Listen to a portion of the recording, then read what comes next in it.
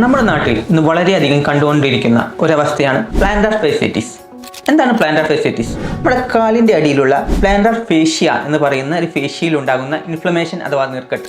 എന്തുകൊണ്ടാണ് ഇത് വരുന്നത്? കൂടുതൽ നേരം ജോലി ചെയ്യുന്ന ആളുകളിലും സ്ട്രെച്ചിങ് എക്സസൈസ് വളരെ കുറഞ്ഞ ആളുകളിലും കൂടുതൽ നേരം റഫായിട്ടുള്ള ഏരിയകളിൽ ജോലി ചെയ്യുന്നവരിലുമാണ് ഇതുണ്ടാവുക.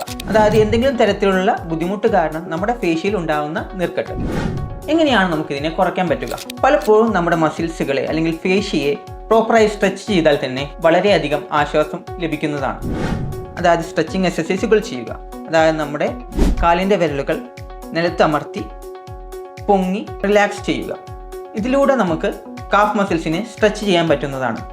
അതുപോലെ തന്നെ കാലിൻ്റെ അടിയിൽ ടെന്നീസ് ബോളോ വാട്ടർ ബോട്ടിലോ വെച്ച് കാലെന്ത് ചെയ്യുക, അതിൻ്റെ മുകളിലൂടെ പതുക്കെ അങ്ങോട്ടും ഇങ്ങോട്ടും മൂവ് ചെയ്യുക.